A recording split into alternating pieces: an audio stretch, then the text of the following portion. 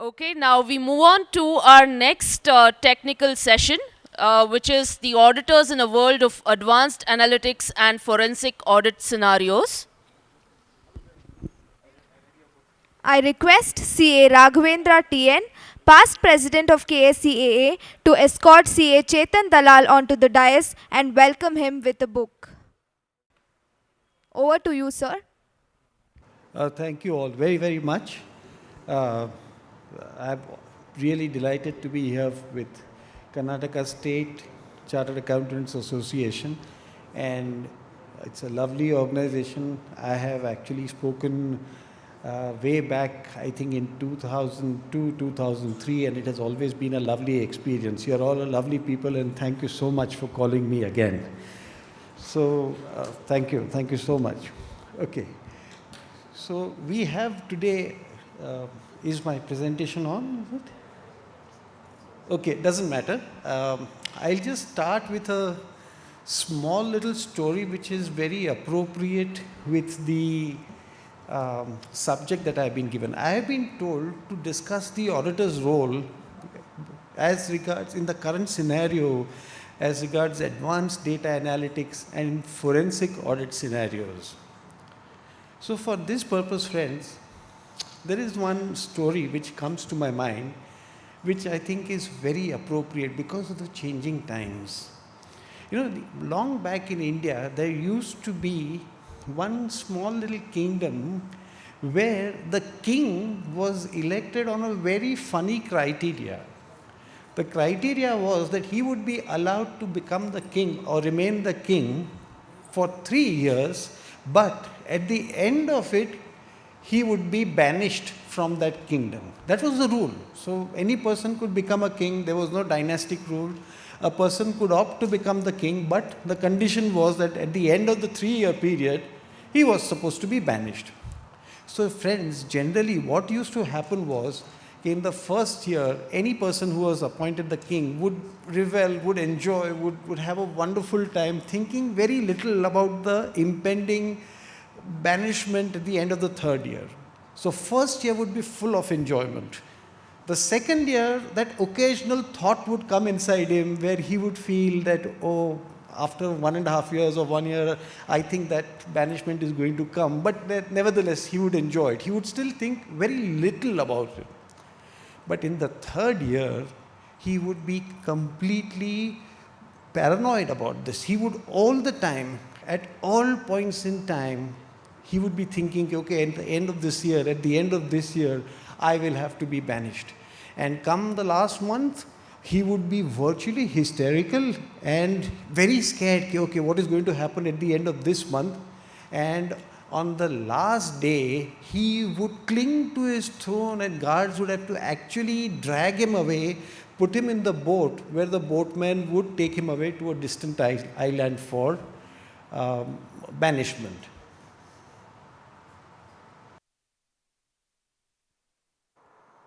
Hello? Yeah. Am I audible? Audible at the back? Yes. Okay.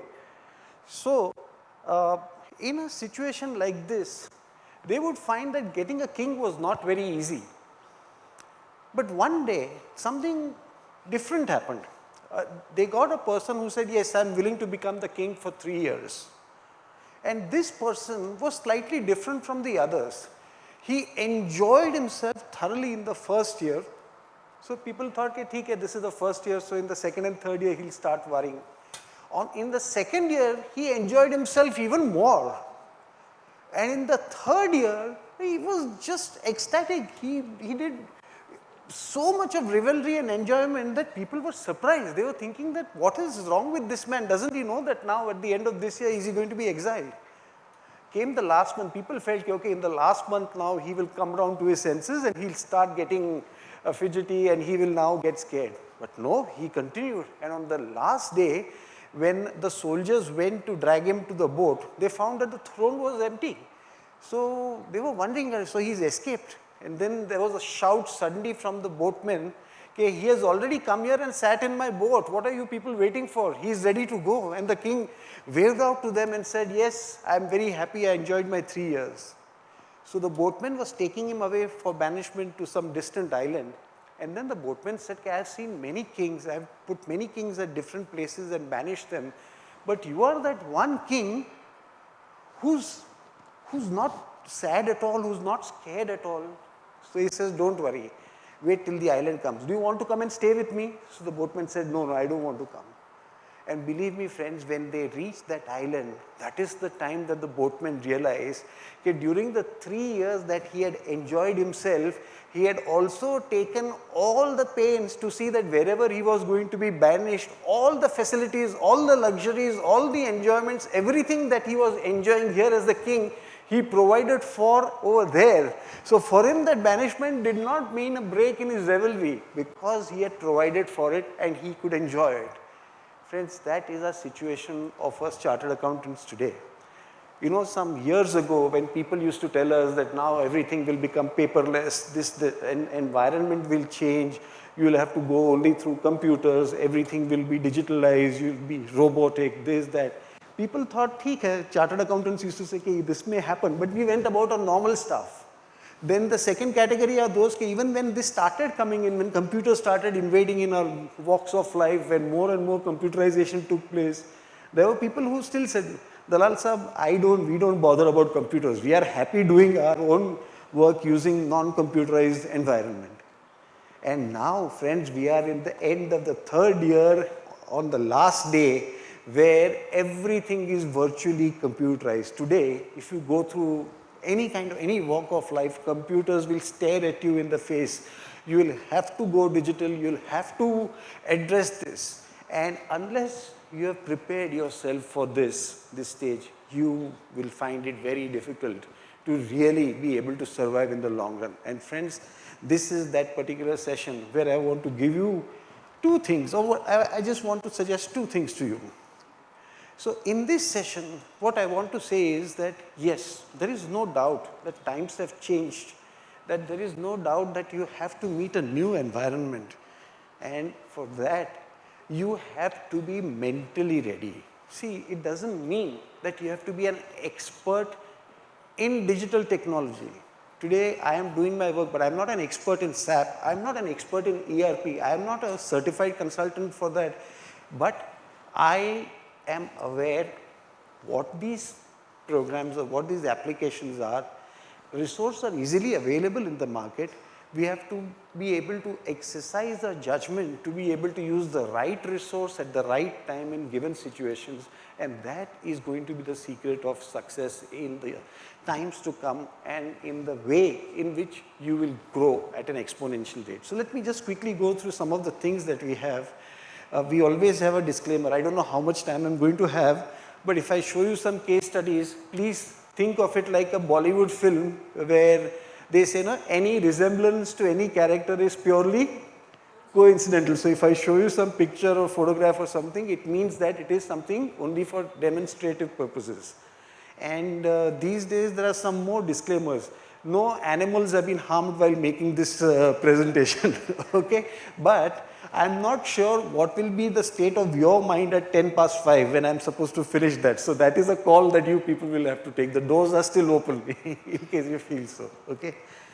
Now, what do I have in this agenda for these few moments that we have together? One is I want to show you the changing world of auditors where we have now moved into a paperless digital environment. And what are some of the new things that have actually come? So let me just come to you with what and where we are. So if you look at the changing world, let's look at the past. In the past, you could see the audit trail, particularly when there were manual books, right from the basic voucher up to the ledger account, and there was no problem whatsoever. But today, an audit trail is difficult to trace in some of the best of systems. We are supposed to rely on reports and in time-tested applications and programs which you believe are okay and which go along well. Physical copies of vouchers, documents are no longer available. And now the evidence, audit evidence, is not only documents. Would you agree with me? Now, audit evidence is also in the form of emails, in the form of audio recordings, in the form of pictures, in the form of videos. We are going to come into a different world. Today, when we do so many insurance claims or so many different bank or stock audits and all that, In that now pictures and videos are becoming an important ingredient. So we need to address these situations also. So how are we going to apply our tests? Forget forensic tests, I'm even talking about the simple audit tests.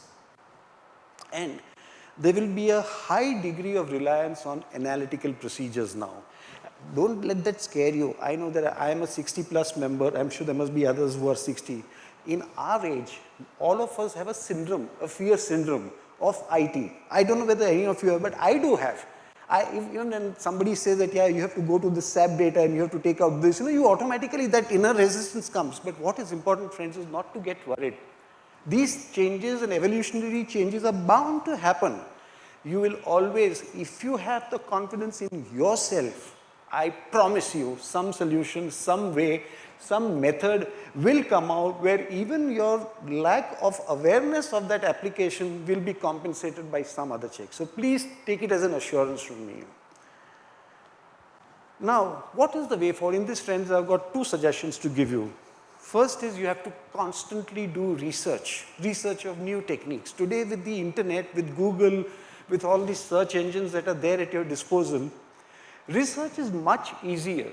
In fact, I'm going to show you one program which will tell you how easy it is to do something which you've probably never done before. So I'm going to show you something.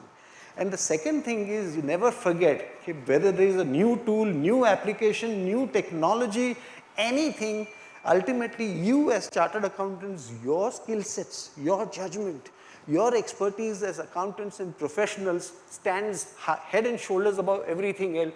And then that is what will give you the final results. You may have the best tool. Today, if I give you Sachin Tendulkar's bat, will you be able to go and make a century anywhere? No, it's not possible.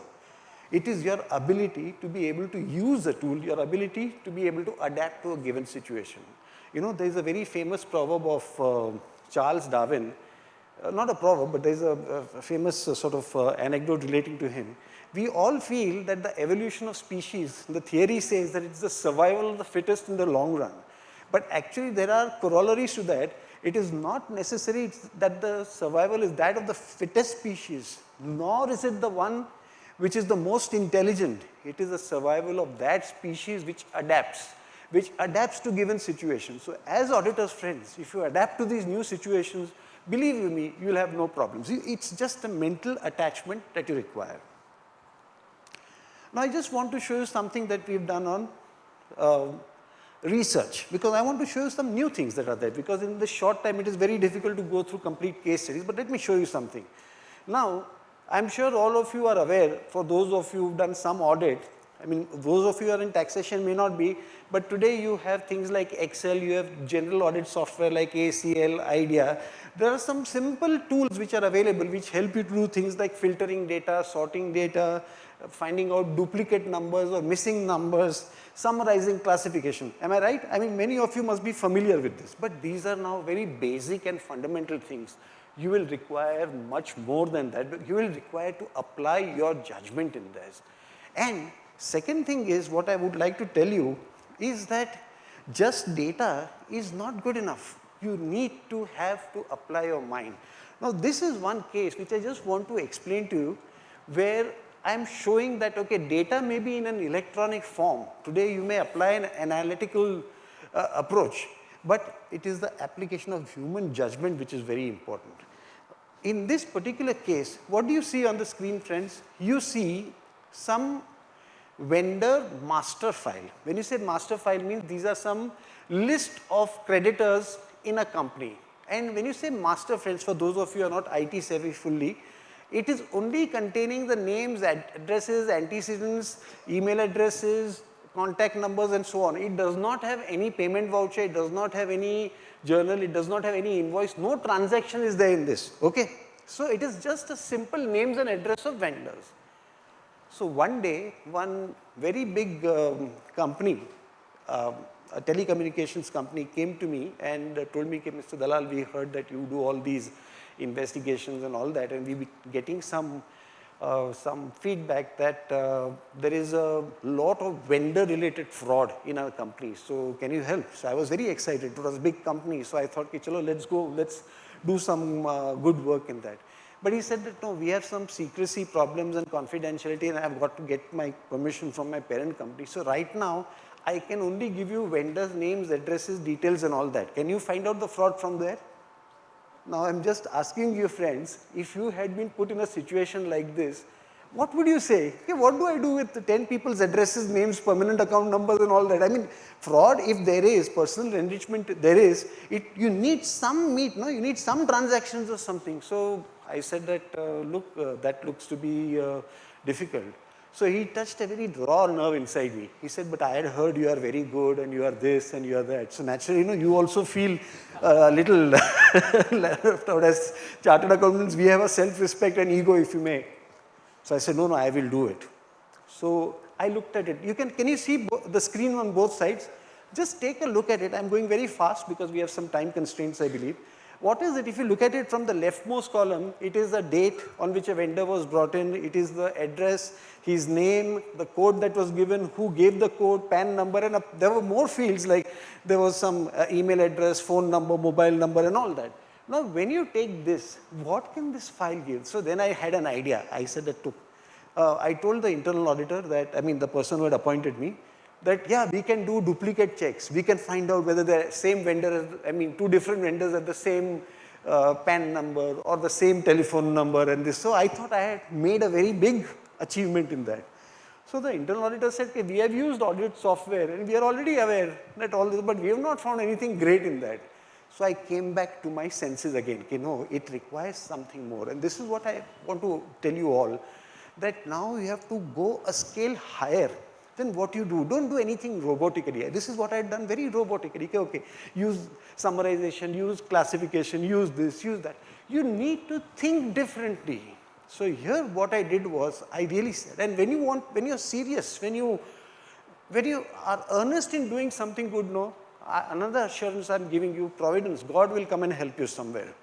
So in this particular case, I prayed to God and said, okay, give me something to show that we are worth being appointed. So I looked at the first column. What is the first column, friends? It is date, correct? Now, I just thought, I did some research on the internet. So now the point comes in about research. And I found that a date can be written in Excel in multiple different ways. How many of you are aware that a date can be written as DD, MMYY, MMYYDD, YYDD, and so on? Are you aware of that, friends? Okay. So then I saw, and I just thought, I racked my brains. Then I said, let me see with the date, what can I do? Then I just thought, okay, normally, when can a code be created? It should be in working days, right? So I said, is it possible to represent this date as day of the week? So I did some more research on Excel and I found that you can. And in fact, I don't know whether I've got all the slides, but I have. I purposely put this thing because I'm saying that you need to look at data from all sides. Now, if you look at this lady, the expression that you feel that she has is very sort of grouchy, very sort of smiley. But when you look at it the other way around, you find that she is actually grouchy. So the actual, interpretation of something that you do is when you churn the data around, you get a much better evaluation. So in the same way, what I did was I changed this to what we call the day of the week. I am not going into how we do it because we are not here in an Excel class where we need to show you how the dates have to be, how to convert a format into from date to day. But it is very simple. If you go on the net, it's a 1-minute job, and I guarantee you not more than 1 minute will it take for you to do this. So when I saw this, do you see something odd in that? Ah, very good, sir, very good. So you find that there are some Sundays here. This is just a small extract of this. Just imagine if 1,000 such transactions are there and 300 codes are created on a Sunday. Is that something that is wrong? It is definitely wrong. So I went back to the counselor and the internal auditor who had appointed me. And this time he got excited. He said, here we filtered this further and we found that this person called Raju was a Sunday specialist. He was coming on Sunday and making these code changes. So what did the internal auditor and the senior man to whom I was reporting want to do? He said, let's go and catch this Raju by the scruff of his collar and let's, shake him up and let's know what and how he's done this. I said, don't do that. Was he right in saying that we should question Raju? No, I'll tell you, because up till now, what you only have is some code which has been created on a Sunday, which maybe there is something wrong, this, that, whatever. But Is there any personal enrichment? See, a fraud is something where somebody has benefited in something. So I said, let us plant in your SAP system a flag. I give him an idea. Okay, the moment these codes, we identified some 5-10 codes out of this which we found were fraudulent. If any transaction hits on this, that is the time you go in, because then that shows intent and that shows that this person wants to eke out money from there. So this was one of my only companies in a history of maybe 30 years or 36 years to be precise. I passed in 83, so it's 37, right? My arithmetic says. So in 37 years, this was that one case where we laid a mouse trap, where we waited for the wrongdoer to come. And believe me friends, this wait was worth it, because after 2 months, not only Raju's purchase order came, but with that we were able to find the entire supply chain management people who were involved in this fraud. So now again friends, the point that I'm only asking you is here that you started looking at things in a different way. In today's world, when you are doing analytics, whilst your computers, your software applications will give you tremendous capabilities, but how to use them ultimately is your call. And doesn't matter, I'm repeating again and again, you may not be an expert in Excel, you may not be an expert in audit software, you may not be an expert in SAP, doesn't matter. But your judgment of data, your ability to read a report and ask your technical person to provide a certain report from the application, that is what is important. So in the days to come friends, try to concentrate on this. Use the tools to your advantage. For that you must have some idea what the tools are about, what their capabilities are, what is the kind of information that you have. These are the things that you have to analyze in the times to come. Now I'm showing you something which will be something new for you people. You may have done hundreds of different kinds of analysis in Excel, right? You may have done sorting, you may have done summarizing, you may have done this, that. But today, let us say a bank gives you an audit to do KYC audit. What is a KYC audit? It's Know Your Customer audit, where they say, okay, we have these 5,000 bank accounts, and because we are supposed to check out on money laundering, this is a very important issue today for banks. Can you do an audit to see whether there is any fraud or anything in the identities? Supposing they give you an assignment like this, which can happen, huh? There are two kinds of data that you'll have in that. One is the application form, the certificates, the passport details, the email address, the residential address, telephone numbers, this, that. That is a part of what we call data or numeric data or text data. Is that correct? Which can be easily examined by any of those things like Excel or audit software, which you've been doing so far. You can find duplicate passport numbers, you can find this, that and all that. But you also get the photograph of the account holder, right? Every bank is supposed to take a photograph when you open a new account. Now, supposing me, Chetan Dalal, I am a money launderer. Not, by the way, this is getting recorded, so let's not, I'm just saying suppose I am. So it is very likely that I may open an account in 3 names. I may open an account in the name of Raghavendra, I may open an account in the name of Mr. X, Y, Z and so on. I can give false documents, but is it easy for me to give a false picture? No, because the picture is something which has to be given, which has to be your own. So is there any method, I'm asking you folks, is there any method where if there are, let's say, 5,000 photographs of 5,000 savings bank account holders, to find out whether there is any duplicate? Sorry? Yeah, but, okay, I am saying, but is there any method to find out a duplicate? Okay, so I am showing you something. See, what I had done was, I don't have the application because I am using a pen drive, but maybe someday if I come for a longer time, I will show you how this actually works also. You can see some photographs which are there on the screen. Okay, these are nothing but my family people's photographs. I have just made a separate folder called a pic folder on my computer, basically to test out one application which I have downloaded from the internet. Now this application, friends, and this is just, again, I am not an expert in this. I downloaded, I paid a small price of some maybe 3,000-4,000 rupees. If you want, you can take down the name also. Visual Similarity Duplicate Finder, something like that is a program. If you want, anybody can email me, I'll give them the exact name. So this program enables you to access any folder on your computer, and if there are picture files in that folder, this program, this application can scan all the pictures and come back to you, shortlist those where it has found duplicates. How does that sound? Is that not something which you probably are not aware about? Friends, this is possible in today's age. For example, I'll show you how the screen looks like also. Now, this is the screenshot of that application that I have. It is a screenshot which shows the central part is the place where the reports will come, and on the right hand side you can see there is some important part what I have just isolated from there. See, is it easier to read now? Okay. So here what you have to identify to this computer is what is the folder, or which is the folder where you have stored these photographs. So in my case there is some folder called pic. Then it says that what do you want to do. So there are some different options which are given. So one of the things that we want to do is to compare visually, right, to see whether there are any duplicates in that. And it also asks you the percentage of resemblance. So supposing, let's say I have taken a photograph today, and for money laundering purposes I have taken another photograph 6 months later. There will be a difference in the photograph, no? So the computer, this application also asks you, okay, what is the percentage of similarity that you want. So you can go as low as 60% on this. So the computer will still perform its checks, perform its audits, and it will be able to give you. So I'm just showing you one particular result which was taken out on this. Can you see that at the bottom? I'll try and enlarge it if possible. Okay, is it easier to see now? Now, this picture was taken out from about 70 photographs which I have. I showed you that folder earlier. So the computer itself, this application itself has taken it out. And can you see that the 3 pictures are basically of the same person, but they are slightly different pictures. See, you can see that there is a difference in the color also. Can you see that? Now friends, this is what I am trying to say. I am not good at picture analysis, I am not good, but I need a tool.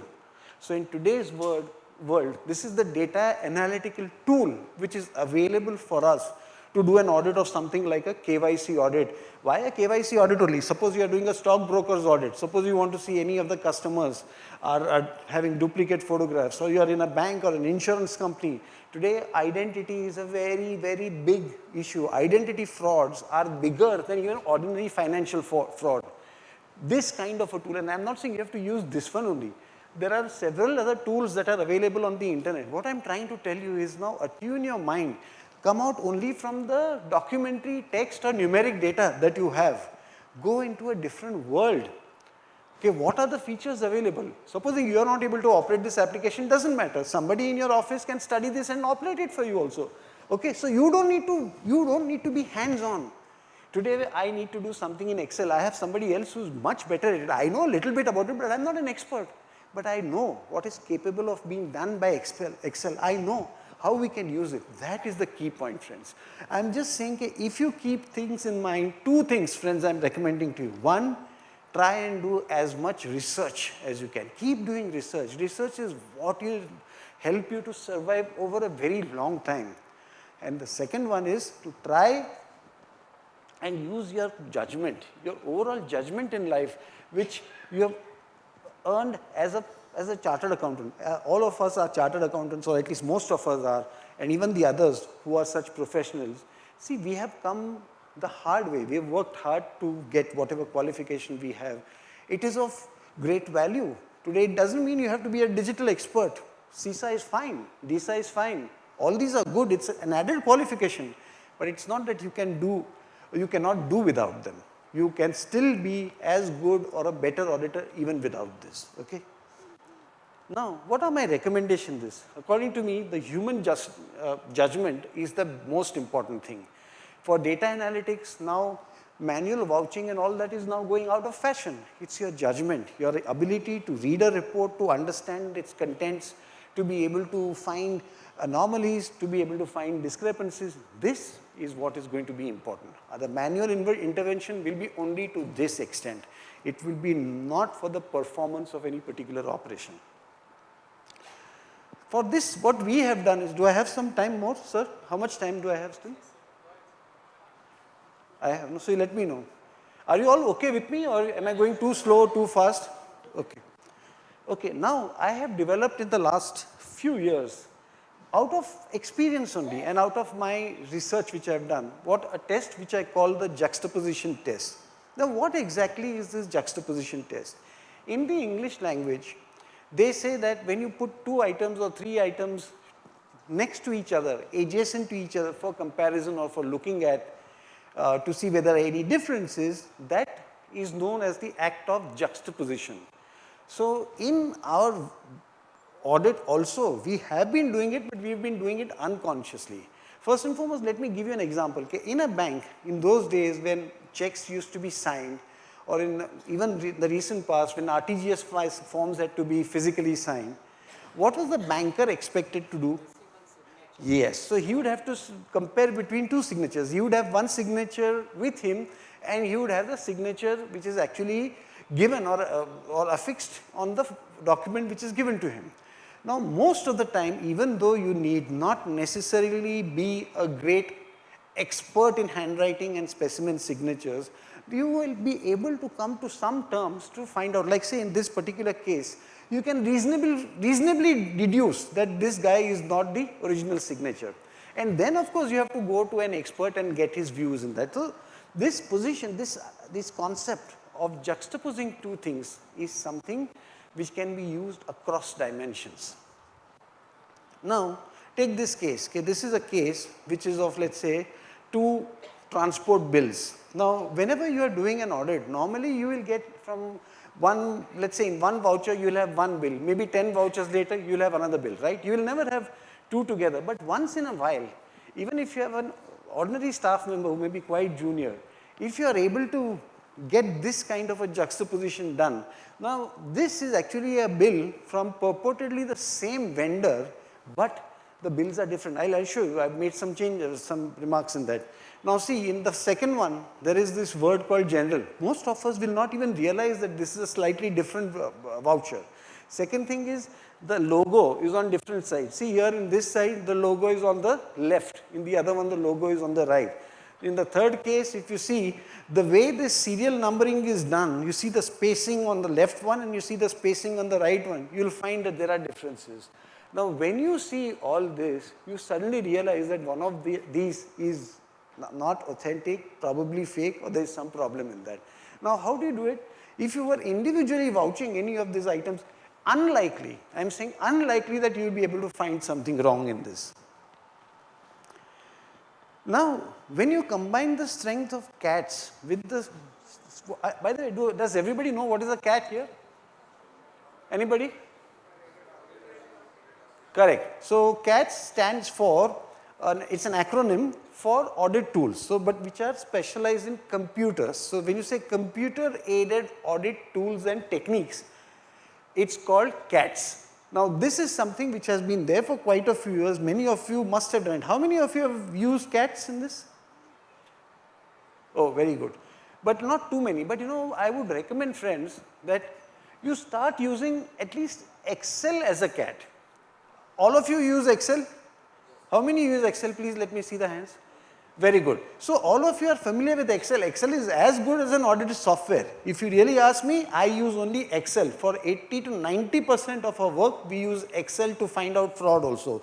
So I think even if you are reasonably good, I don't want you to be an expert also, even if you are reasonably good in Excel, I can assure you, you will be able to do tremendous audit in forensic audit situations as well as in advanced data analytical situations. Now I want to show you one case. Okay. May I have a time for a full case study? It will take about 8 to 10 minutes. Is that okay? Okay. There was a very interesting case and I want to show you how this juxtaposition test was actually used, and this juxtaposition test is not necessarily to be used only in documents. It can be used in an audio recordings or several audio recordings. It can be used on pictures. It can be used on videos. The idea is basically to help human judgment.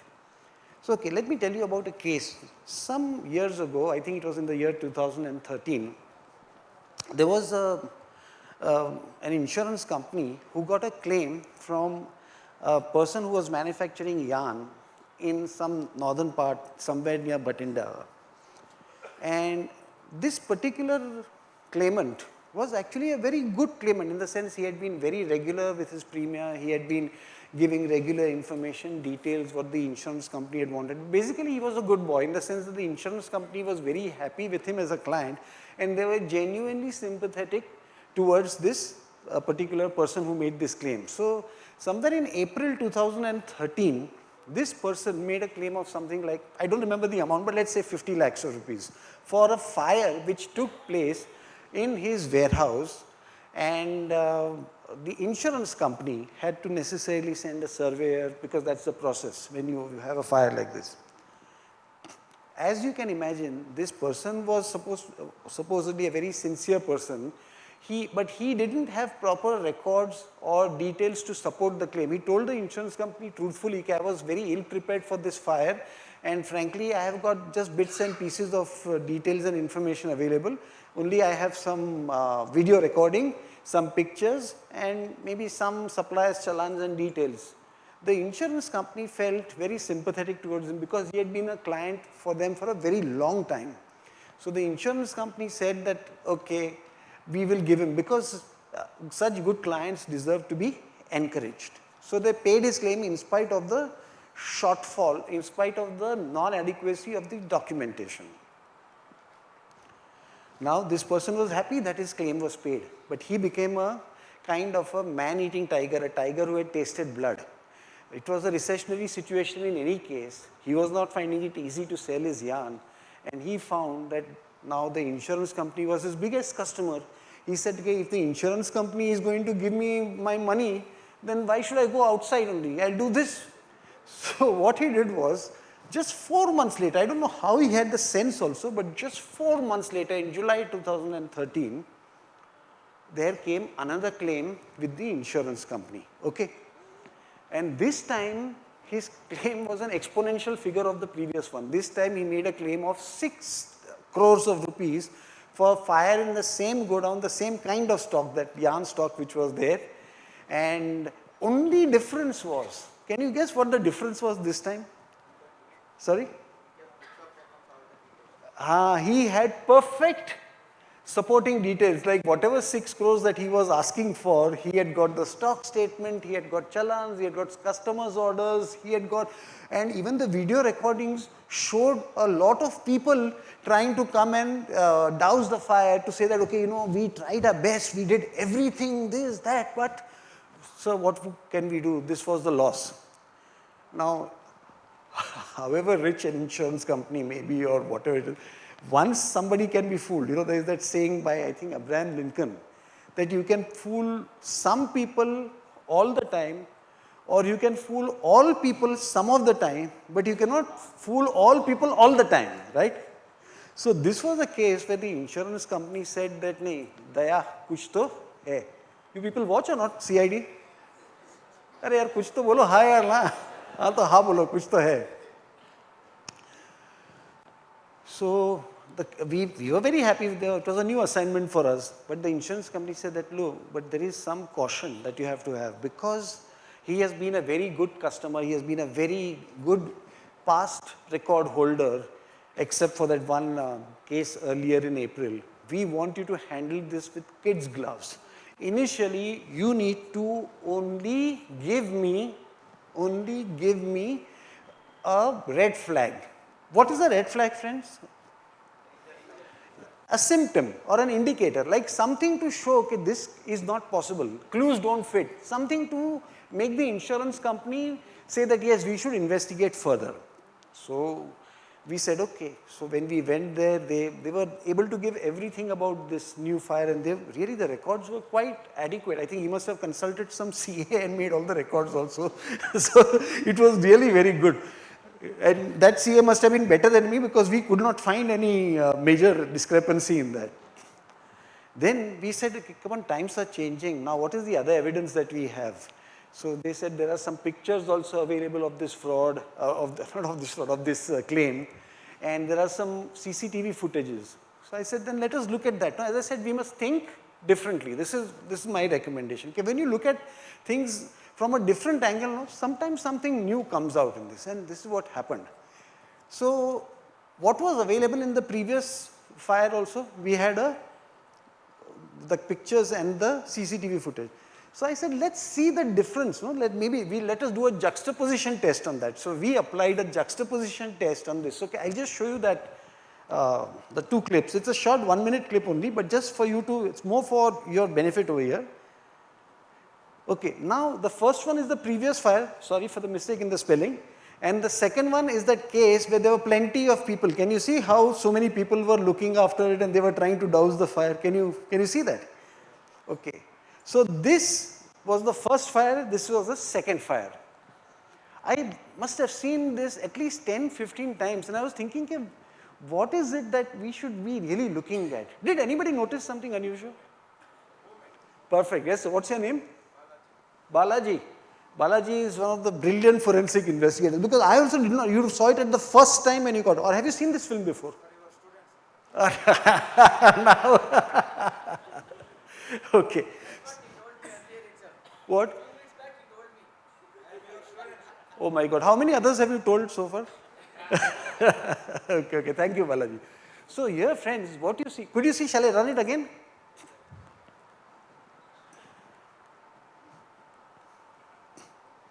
If you see the camera on the right, just have a look at it properly. Can you see that it is moving up and down? Now tell me, if there is a, let's say a CCTV camera which is affixed somewhere on top, can this move like this? No. So what did it imply? It was done artificially either by somebody because this was a stage managed fire. So we went back to the insurance company and said this. They said, yes, this is a very clear indication that they are trying to change the actual CCTV footage with what they want in this. So, but they said that, but this is not good enough for us to really take any action. But now you can go through more information and see what more you can do. So then we decided, okay, let us see whether the pictures show any difference. So there were some pictures also. Now can you see the two pictures? One is of the previous fire and one is of the current one. Do you feel there is some difference between the two? Correct. Absolutely. And the first one? Partially gutted, correct? No, what's your name, sir? Ganesh, you hit upon it. Now what is your inference from that?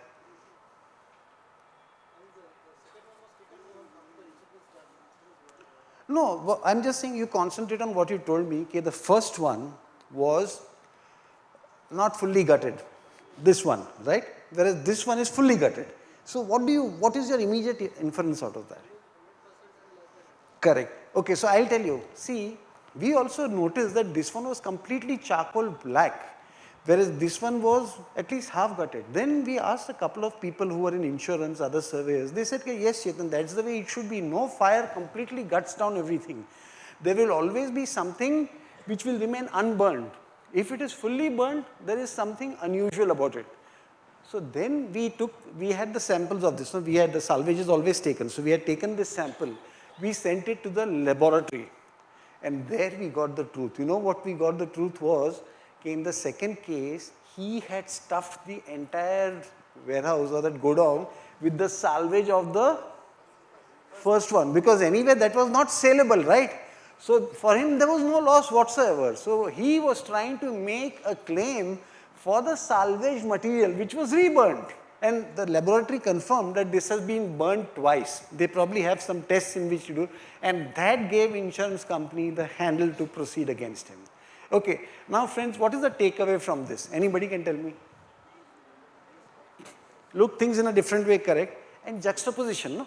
See, wherever you can, try to juxtapose information, because when you have a handle of comparison, a lot of thoughts will come out from you. You will yourself feel that there is something which is not right or correct, and you will get an added wealth of information. So wherever you can, you do it.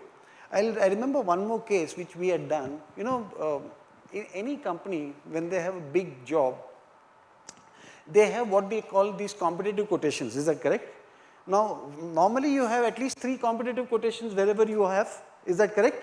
Now, what is the purpose of 3 competitive quotations? So that the best L1 bidder is selected. That is the objective. It brings in transparency, it brings in fairness and equity to all. So in one particular case, we were examining, there was a big project given by some public listed company and there were some 3 quotations in that. One quotation was by far quite hard, the other 2 which were there were reasonably close. One of them was selected, let us say some Krishna Associates was selected. We did a juxtaposition test. Everything was fine except, friends, this is a thing which will make you laugh. Okay, Krishna Associates quotation number was SC4026 and Sai Constructions quotation was also SC4026. Now tell me, one is having the same number is also different, and secondly, Krishna Associates would have KA. Why would they have SC? Then we went and visited that place. We went and did a physical count, physical visit to that place, and we found that both were actually the same party. So this was to beat the transparency. Now again, under normal circumstances, would you people think that without juxtaposition it would have been easy to find this out? No. It's just that you keep trying. If you keep trying, you may find something that may give you information, and juxtaposition is one thing. In fact, I am going to write to the institute also if they agree. I don't know, is the council member there just now? Okay. Whilst I fully respect you, I think that this is the matter what I want to go right up to the center. So maybe if you can do it, we should have some chartered accountants do research on this process, which should become a part of our standard auditing practices. How to do it. I've got a lot of material on that. If somebody over here is willing to help, is willing to partner me, or you are able to do this, please do this. According to me, this has tremendous potential. And it can be done across. It can be done across digital evidence, documentary evidence, audio evidence. You ask wherever, you will get something in that. Now, what is the time still I have? Because I can do a lot of case studies also. 15 minutes more. Okay. Now friends, why I am putting this on the screen is because this is a very favorite of mine in all my classes. If you look at the picture, just have a look at the picture, your eyes will tell you that the lines are slanted either upward or downward. Isn't that right? Tell me the truth. Doesn't it so appear to you? But friends, actually these are geometrically parallel, equidistant from each other. And you know why this is happening? It is because of the black color. It seems that our human body, when we are born, we have certain defects. This is as per our Vedic scriptures. We have in our body mala and vikshepa. Anybody knows the meaning of that? Mala means dirt. Vikshepa means that turbulence. So, mala. Okay, I mean whatever you say. So what is this mala or mala as he says? Emotions like anger, hatred, jealousy, all these are negative emotions which cloud your judgment. Am I right? They say when you are angry, do not take a decision because you will lose the balance of thinking correctly. So a very nice example has been given in the scriptures there, that if you take a small bucket of water and you put it out in the sunlight, if the water is clear, that means if it is free for any mala, you will see the reflection of the sun beautifully. But if the water is dirty, you will not be able to see the reflection of the sun, correct? Similarly, if the water is turbulent, that means if it is constantly shaking, even then you will not be able to clearly see. So that is why these are the two things which affect your judgment. In this case, if you remove the black color, see the difference. I am just removing the black color. Now can you see, do the lines appear to be far more parallel than what they were when you saw the black color in that? It is, no? Now this is proof to you that our minds also run away with us. We do take decisions based on what we perceive. There is a saying in that Peter Drucker's book, for those of you who've done Organization and Management by Peter Drucker, he says that man is governed not by what he sees, but what he thinks he sees or what he perceives. And that is the reason why so often fraud gets by, because we do not understand what is happening. Yes. Yes, I believe so. All these new things are coming up. Now, this case I wanted to do, but I don't know whether I have the time. Is it okay? You want me to start this or should I end my session? What would you prefer? Sir, what do you say? Because this will take 15-20 minutes at least. Is that okay? Please continue. Okay. This is one case which I want to specifically bring to you, which is a very interesting case because I want to show how our human judgment is much better. Yes, sir. That I'll come back. It will be the last slide for this. This one, no? Yeah, so this I'll come back to this because this is my main slide, sir. Okay? Okay.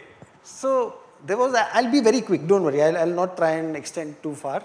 And if at all you find this thing, just give me a 2-minute notice and we will slash it, wherever we are. Whether the thieves go away with the robbery or not, we will not see it. Okay. There was a very interesting case where one of our clients was a big company who had malls all over India.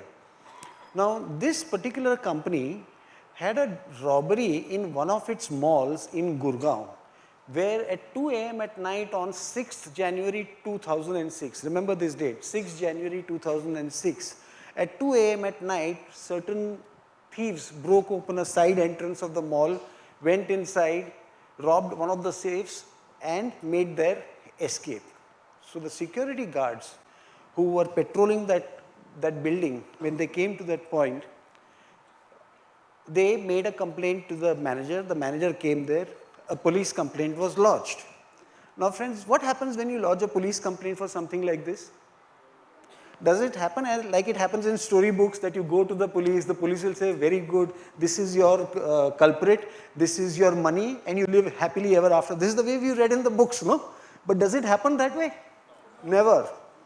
So, but on the contrary, what always happens, I can assure you, is when you lodge a police complaint, there will be a whole lot of questioning, discomfort to everybody, traumatic effect on the people, and at the end of it, they will say, and this answer was given by the police to them, okay, look, your mall is the latest victim of an organized gang which is operating in Gurgaon. So, whilst we will try and get it, but so far there have been 14 other malls that it has already affected. Yours is the latest victim. If we find the culprits, we'll come back to you. So it's like, now don't call us, we'll call you. And they advise that, look, I think some person, some janitor or peon or somebody from your mall must have been in league with this organized gang because your burglar alarm had been switched off. And he also said that you change your security, change your locks, you'll be okay. Now, when you get this answer, the company itself was very disturbed. They had lost some money, that was one thing, but they were concerned that since they had a chain of malls, what were the preventives and what were the things that could be done? So, since we were known to them and we had a relationship with them, they said, can you just go to Gurgaon and see actually what has happened and give us an assessment and feedback. So, I went to Gurgaon myself and I went with a colleague who was that time working with me. He was an ex-army officer. He was a person, an ex-colonel from the army. So both of us went over there and we had a talk. I'm going fast. I'm trying to make sure that I'm worried about it. Every time when you're looking at me, I'm getting scared. Okay? No, he may be listening, but his heartbeat is very high, so I have to worry about that. So the security guards, first, our initial suspicion went on the security guards also, no? Because that is the way it is, because they should have been the ones who should have been guarding this. So, but within 2 minutes, after having talked to them, I felt that this is okay. I mean, these people are very harmless kind of people. So they said that, sir, we are not able to understand the time element in this. I said, why? Okay, we are supposed to be patrolling this building. This entire building was owned by the mall. So at different floors, there are different departments, okay? And what the two security guards after 12 o'clock at night, they would be going around the mall in circles to patrol the mall. So I said, how much time do you take to do a complete revolution around? So they told me that it takes about 22 to 24 minutes. So I said, okay, so that means this robbery must have been completed within that 24 minutes, right? So they said, no, sir, less than that. Can you tell me why? Correct. So when you come round the corner, your vision is very clear, no? From wherever these people want to make an escape. So he said it should be around 17 to 18 minutes.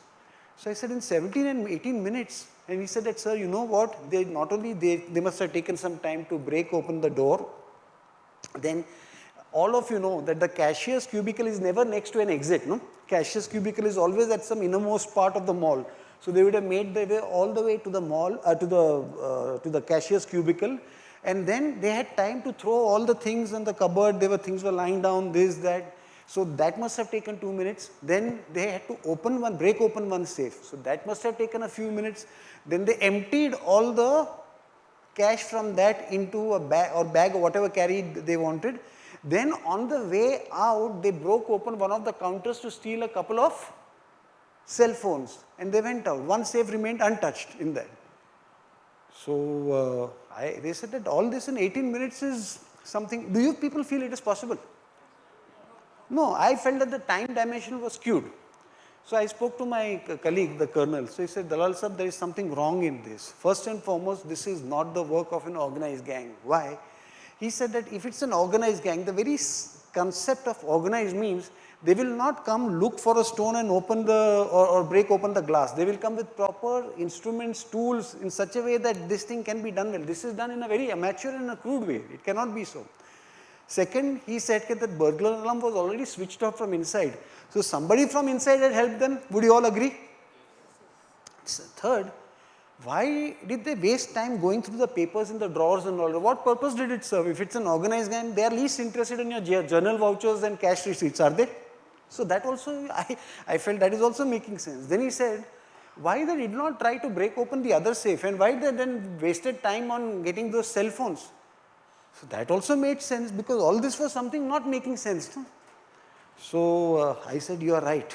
So then we said, okay, let's look at things differently. What do I keep telling you? We must look at things differently.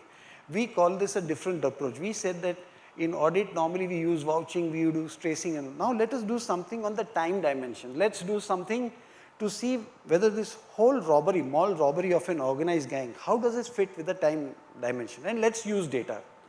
So we went to the store manager. By the way, do you think that the store manager was overjoyed to see me? Not at all, because see, he had already gone through all the police thing, and he was told that some dalal, the head office has sent, again we are going to go through the same nonsense. So he said, what do you want? We are very busy. So he was not particularly very friendly. But I said, okay, can you give me the data of your mall's transactions for the last 1 month or so? So he said, you are here for that robbery, no? This is for that organized gang. What will you do with that?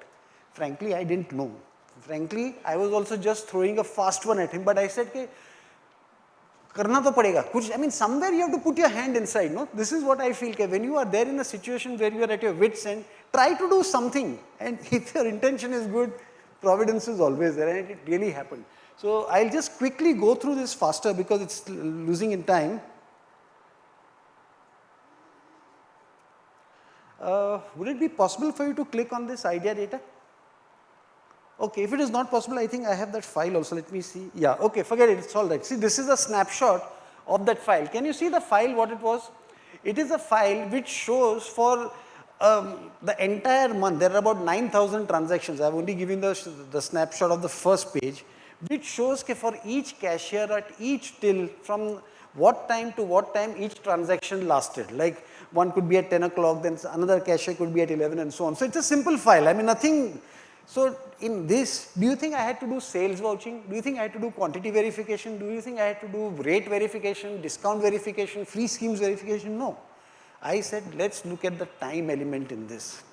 And particularly, I was very keen on the 5th and 6th of January 2006. Let's see what happens in that.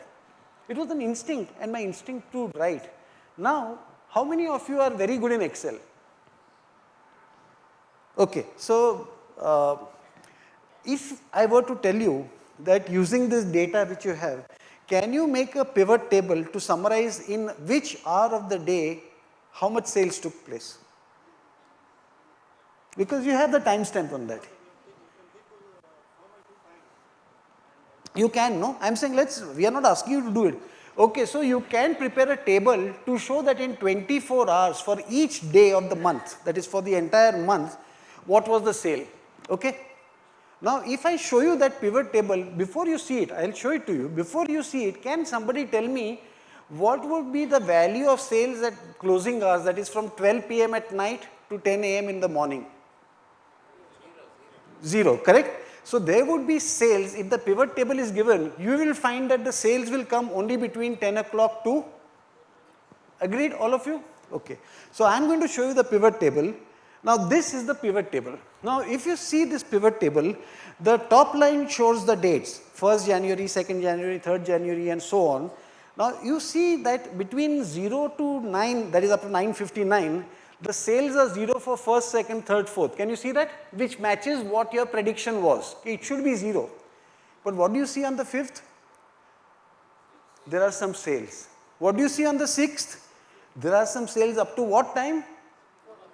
2 a.m., right? That means that logically speaking, those when the robbers came inside, some people were effecting sales. Does it not mean that? Okay, so now to cut a long story short, what we did is in Excel, you can actually click on those numbers, whichever, and you can get the full details of who were those employees or who were the people who were making those sales. Don't worry. So it was, to cut this story short, this sales on 5th and 6th gave me a feeling that this was not the job of an organized gang. Are you now with me on that? At the back, what about you? Okay. So now I'll explain the fraud very quickly because we have to end. The fraud was something like this. Okay, just a month before this, in December 2005, the management had taken a big loan from some bank, and the bank was going to send its inspection teams for stocks across the various malls. So when this notification was given to the people in Gurgaon, there was a panic because there were huge stock shortages. They were having vendor fraud, that means vendor adjustments, where they were overpaying them for deliveries made. So now there was an internal meeting. The manager with 2 or 3 of his close cashiers, they said, what do we do if the bankers come, our fraud will be exposed. So the cashier was a very intelligent person. So he says, don't worry. First, let us convert the stock shortage into cash. Can we do that? How is that possible? When you show sales, what happens is the stock shortage will go out, right? But you are supposed to have that much cash. So he says that when you have that much of cash, it is supposed to be in the safe. So now what we will do is, in order to get rid of the cash shortage, we will make believe a theft or a mall robbery. And don't worry, the friendly neighborhood policeman is my uncle. He will come and make sure that the report is given as per our customized requirements. We'll have to make some payment to him. Store manager readily agreed. And it would have all been okay had we not done this check from a different way. And tell me, you can ask me one question. Why is it that they didn't make one single entry? Why did they have to do this on the 5th and the 6th? Can anybody tell me? It's a very simple thing.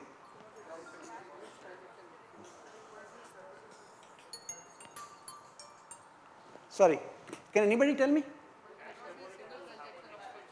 If you make a single transaction, somewhere in the head office, eyebrows will be raised, no? So it was better to make small transactions to get rid of the stocks exactly. But this they could not do during daytime. Therefore, they did it on 5th. If the entire amount of shortage was not exhausted, therefore they came here on the 2nd day and they did this. So friends, again it is human judgment. What I am saying is data is there with us. Data analysis is possible with the best of tools. But what is important, friends, if you use your expertise, you have this expertise inside you. You are very powerful people, all of us. That's what our Vedic scriptures also say. We have an immense power inside us. Just use that. Don't be saddened by the onslaught of technology. Let it come, let it go. We can manage. So friends, with this, I come to an end of my session. I express my sincere gratitude to all of you. I just have 1 or 2 small things to say. If I go back to that previous slide, which we are,